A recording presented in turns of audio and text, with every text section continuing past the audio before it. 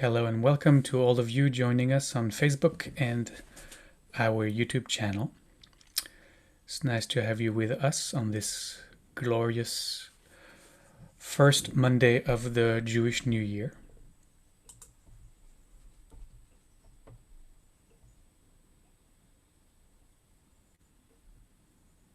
We're going to give all of those also joining us on Zoom just another minute to enter into our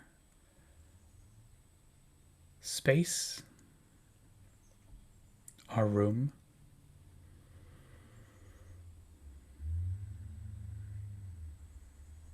In the meantime, I invite you already to find a comfortable sitting position. Let go of everything you've been doing up until now. You can close your eyes.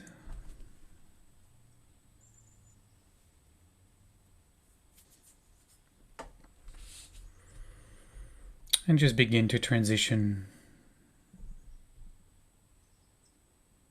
into a different kind of space, different kind of spaciousness in your heart and in your mind.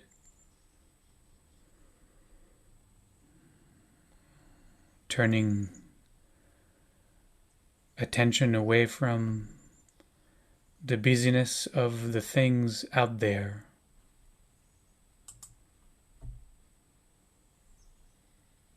The busyness of the mind. And turning inward. Turning toward the heart.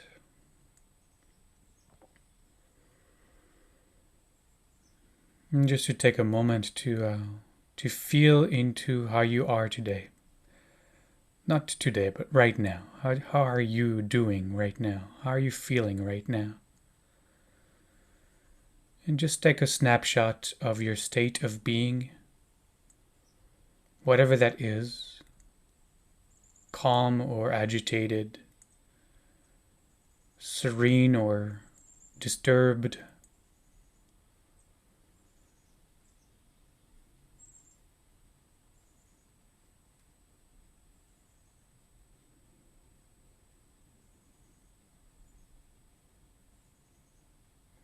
Comfortable or experiencing discomfort.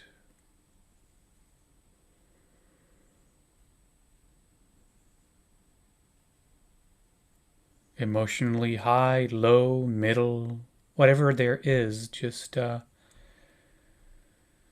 name it. It's important to name it. It is what is. It is what presents itself right now. There is nothing wrong with any of it. High or low, calm or agitated, emotionally in turmoil or completely at peace. All we're doing is just looking.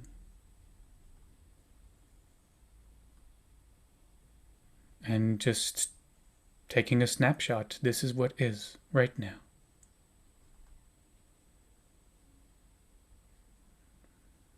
Let's not get attached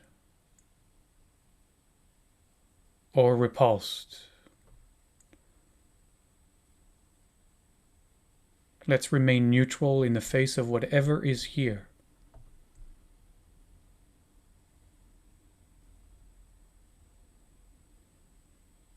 See, we get in trouble when we try to run away from unpleasant experiences.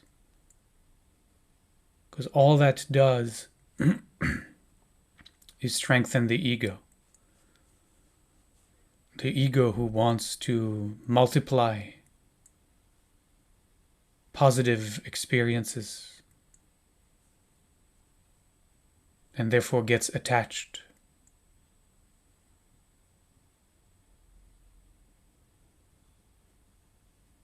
And obviously we know that nothing ever remains the same, so we are bound to at some point transition from this pleasant experience to a less pleasant experience. And so the ego will feel pain because of the attachment, not because of the shift, but because of the attachment to always wanting to feel good.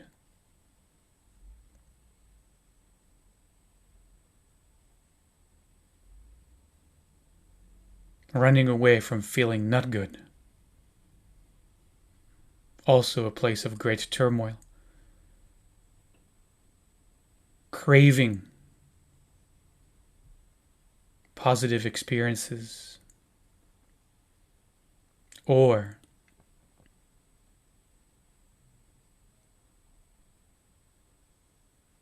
having any kind of aversion towards unpleasant experiences.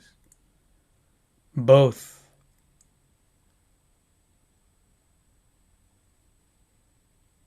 perpetuate our suffering, the suffering of ego, who always prefers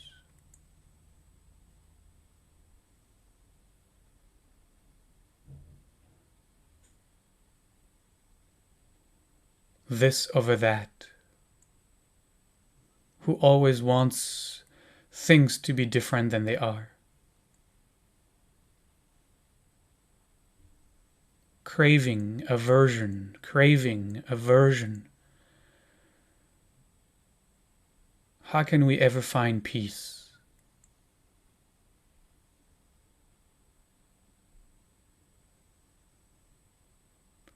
Meditation teaches us to remain equanimous. Cravings will arise, wanting the good stuff, attaching to positive experience, holding on to this good moment. But we remain equanimous. We watch the emotional turmoil. We watch the ego attaching. We just observe. Here it is, going on to do his thing again. Craving.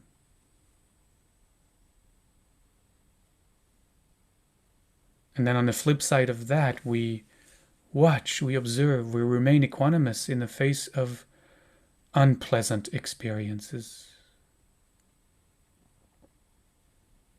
And the ego's aversion to all unpleasant experiences, itching or aching or discomfort or negative thoughts, anger, resentment, self-righteousness, all of those arising and the aversion toward them arising. But we remain equanimous. Here they are. Here is the ego going down the dark path of downward spiraling again, rehashing, running away,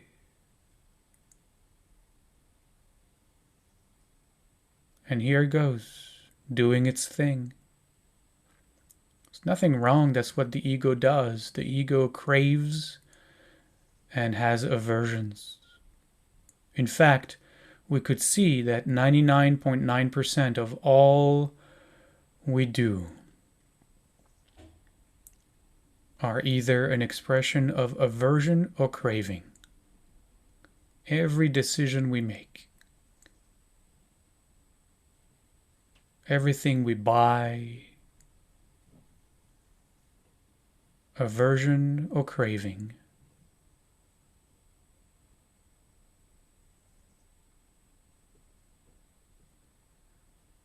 It's almost as if the ego is the source, the manufacturer of aversion and craving. Wanting more of this, wanting less of that. And it keeps us always embattled because we can never be here. We can never be now.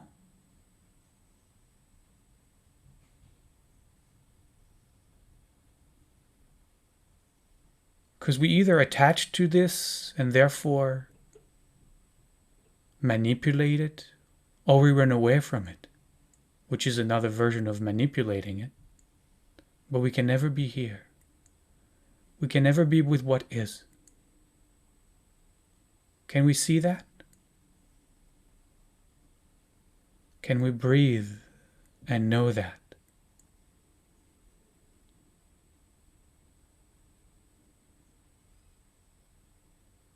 And that's the practice. That is our practice.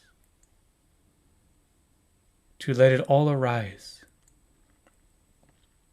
All the yearnings and the cravings and the wantings and all the not wantings and all the aversions and all the running away froms.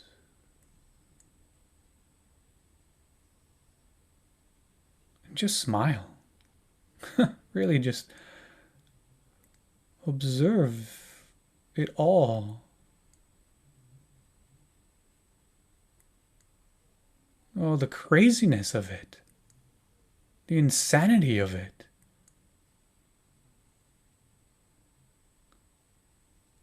Oh my God, I mean, is that really our life?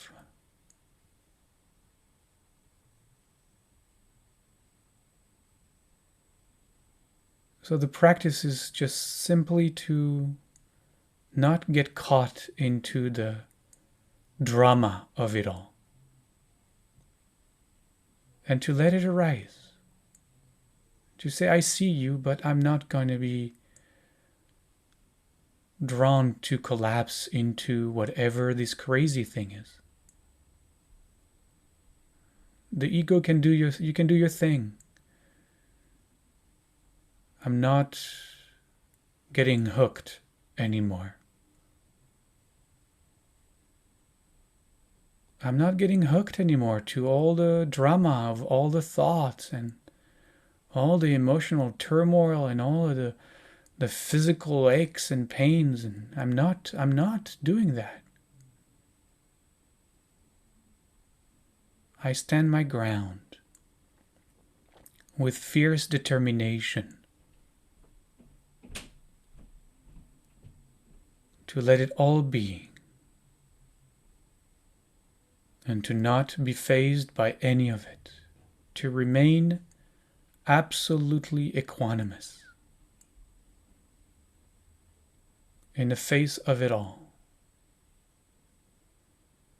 to stay in the eye of the storm, unmoved, untouched.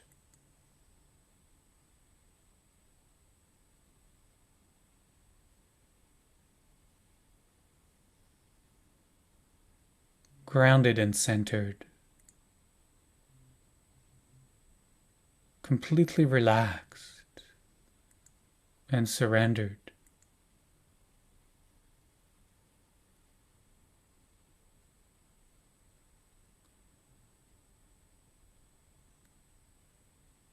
With a kind of a Teflon coating so that nothing sticks. None of the drama, none of the aversions, none of the cravings, nothing sticks. I observe it, it comes and it goes, and I don't care. I am not it. I am not lost in it. I am not enslaved by it. I am the eye of the storm. Aware and equanimous, always aware and always equanimous. because this is the place of wholeness and oneness and harmony and inner peace. This, in the eye of the storm, is the breath of shalom.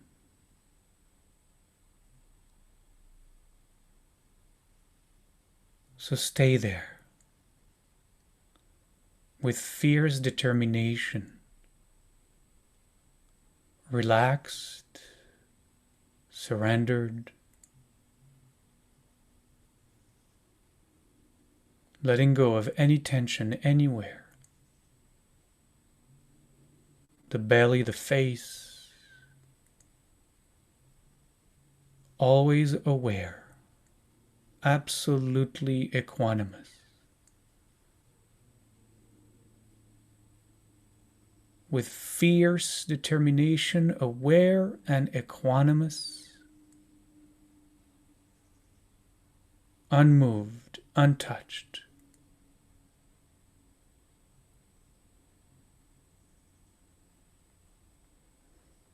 Shalom.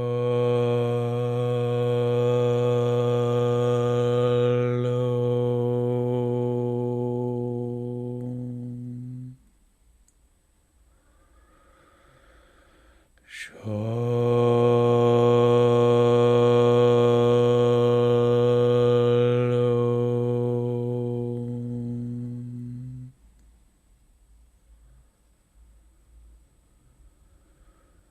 Shalom.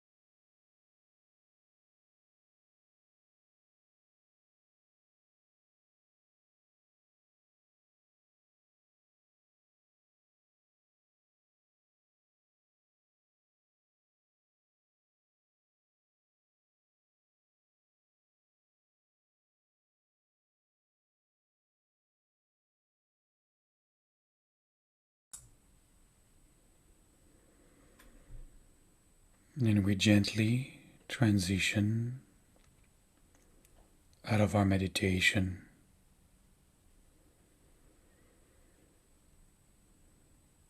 Unfortunately, having to leave the eye of the storm, we take a couple of deeper breaths and stretch the body in any way that feels supportive.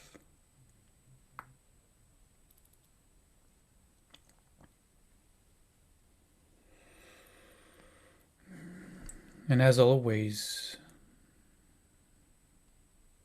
I'd like to really invite you to keep this practice today for a while if you can. To just notice. It's easy to pick up when we fall into aversions because they manifest in negative, reactive ways that we can easily see when something isn't to our liking or fails our expectations. We can feel the pinch in our heart, we can feel anger, resentment. So it's kind of easy to point to the places where we experience aversion. And when that happens, just try not to react. See if you can instead respond. Shifting from being reactive to responsive. It's hard to spot the cravings. Because cravings, when everything is going well during the day, we think that, that's just what is. But in fact, it is a lot of what is happening that we crave because our expectations are met, our preferences are met. And so it's harder to point to, oh, that's craving. This is happening because I crave this to happen. But still, we can look at the little ways we do things, the little habits, the way we make our coffee or our tea, the way we take it, the way we drink it, maybe our favorite chair in the house. All the preferences that we have, subtle or not so subtle. All the ways we want our life to be ordered a certain way, all the habits that we have, the things we do always in the same order. Those are all modalities of practice, all opportunity to ask ourselves, why? Why do I do this way? What is this about? What is it that I crave?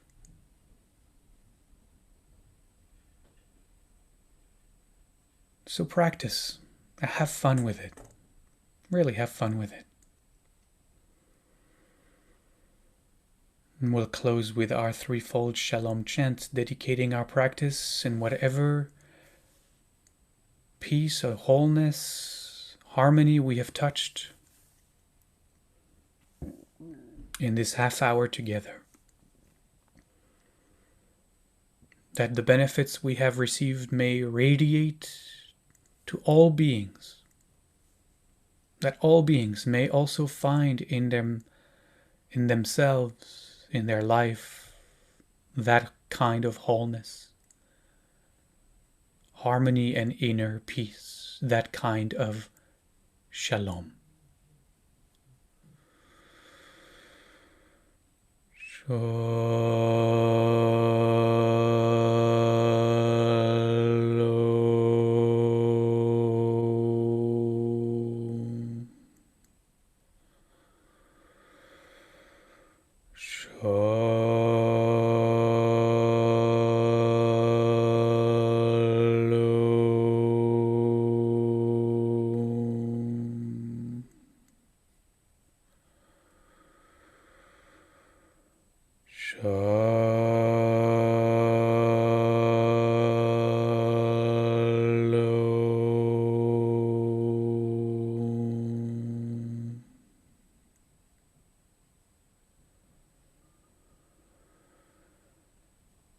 Moderne. Thank you. Madani. Madani.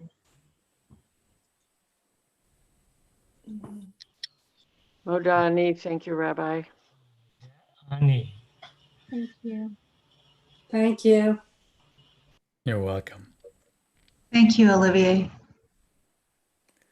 Thank you, Rabbi. You take care. Too.